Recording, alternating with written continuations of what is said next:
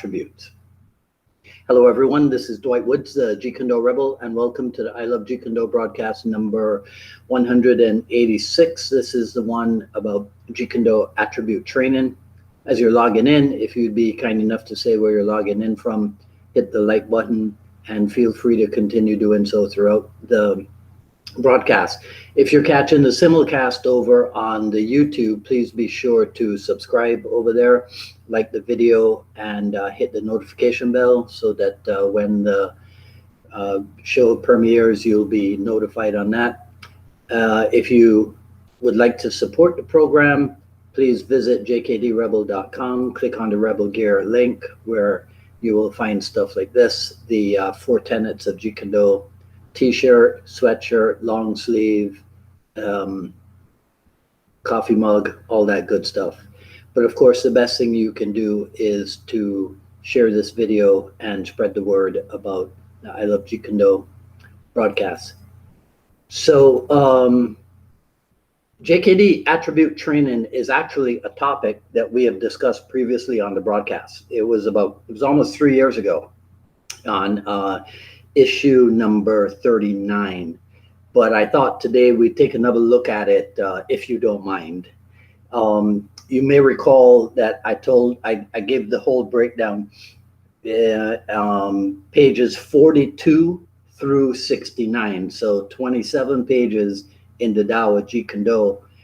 If you saw the postcard photo where it listed the qualities, so that takes up 20, almost 30 pages in the Tao of Jeet Kune, and then 11 pages, 133 to 144 of Junfan Jeet Kune. I don't have it here. Junfan Jeet Kune, the textbook. So those are places where you could find the list of qualities, aka attributes. You might also recall that I told you that here in Miami at my school, our definition of attributes is that attributes are the qualities which allow for the skillful. Nobody's dead. That's just a bunch of books that I had piled at my feet. Nobody's dead. Attributes are qualities which allow the skillful execution of techniques. And this is sometimes a thing which has to be, come on already. This is sometimes a thing that has to be explained to people because sometimes they think it's the techniques that are superior instead of the attributes of the practitioner or the attributes of the fighter. And that's why you always get uninformed people asking, like, you know, which martial arts style is better than another martial arts style, right? I get those questions all the time in another part of the internet. I also said before that it is not possible to address the topic of JKD attribute training without at least mentioning the name Paul Vunak, since Uncle Vu, as he is affectionately referred to. At my last count, he has at least 5 volumes, 5 videos with the word attribute in their titles. So I just thought I'd show you guys that. But here's the thing. We got to be careful and make sure that we understand just what is attribute training and what is not. So take strength, for example. So strength is definitely a quality which will enhance the execution of any technique, right?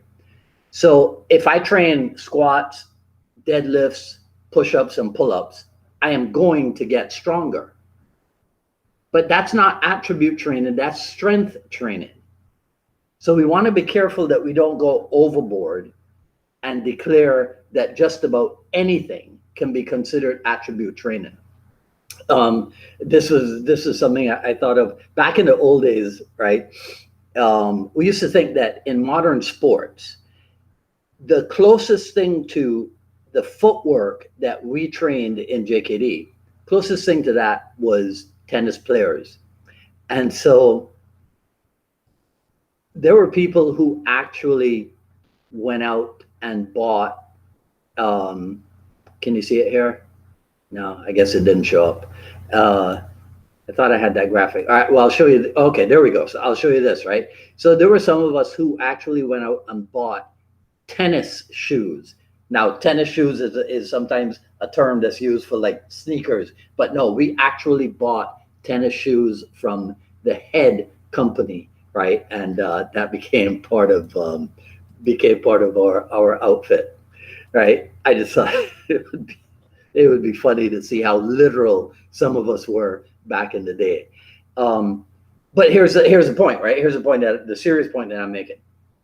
So even if tennis footwork was close to JKD footwork, would I have needed to go play tennis, go learn to play tennis in order to help my JKD footwork? So that then I could say that tennis is attribute training for JKD. Or to be even more ludicrous, right? Would I then graduate into table tennis, what y'all call ping pong, right? Graduate into table tennis since it is somewhat similar to lawn tennis, and it's also great for hand-eye coordination, right? Here's another one. You need balance in fighting. You need balance in JKD. You also need balance in skiing, in snowboarding, in surfing, in skateboarding, right? And so do those activities all of a sudden become JKD attribute training because I need balance for JKD as well? I'll give you one more, right? Do I have to study typing in order to improve my piano playing, or vice versa, since both of them involve similar motions, right? Okay, enough already. But hopefully you get my point. A lot of us in JKD were exposed to the idea of attribute training through our training in Filipino Kali. So we were told, for example, that double stick training improved your coordination and your speed. And while that's true, we have to make sure that the way we train double stick, if we are training it to enhance coordination and speed, we have to make sure that we train it in a way that achieves that specific goal for Jeet Kune, right?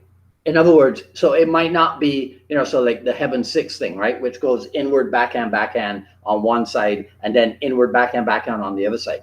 I might not need all three motions from either side. I might just need the inward and the backhand. You see, so I have to be sure that I have to guard against going so far with my Kali training patterns that I start to lose track of why I was doing the drill in the first place. Because as you know, there can be a ton of Filipino Kali double stick drills. Do I need all of them? Now, if I'm training Kali as a separate thing, that's a different thing. But if I'm using Kali as what Salem Astley calls an associated discipline, if I'm using it for attribute training to enhance my skill in JKD, I got to analyze what the heck it is that I'm doing. I have to constantly, right, make sure that, and it applies to other arts too, whatever it is that I'm taking from another art, I have to make sure that it fits into my JKD structure. Otherwise, I'm not really using that art to develop anything JKD. So I want you to think about this. Did Bruce Lee just wholesale copy stuff from boxing, from fencing, or did he analyze what they had to offer and then apply them to how he wanted to move in Jeet Kune? Right? That's your homework to think about. Right? Okay, so what say you? Do you think that you can just train in other arts exactly the way they train them, and then somehow magically and automatically you'll be able to apply the attributes in JKD? Or do you have to train in a specific way in order to make use of those attributes? Let me know what you think in the comments below, and that's all I got to say about this video. If you like what you heard, please comment, rate, subscribe, and hit the notification bell. Follow me on Twitter at Dwight Woods and on Instagram at Dwight D. Woods. Coming up on Friday, July 23rd, at long last, Jeet Kune Dialogues episode with Tim Tackett of Chinatown JKD and the JKD Wednesday night group. That should be Friday at the regular time, 6 p.m. Eastern time. Today's a blue day. There we go. And so hopefully I'll see a ton of you on Friday at 6. If not, I'll see you next Wednesday for another issue of the I Love Jeet Kune Do broadcast. Until then, this is Dwight Woods, the JKD Rebels, signing off. Enjoy the rest of your evening. Take care. Talk soon.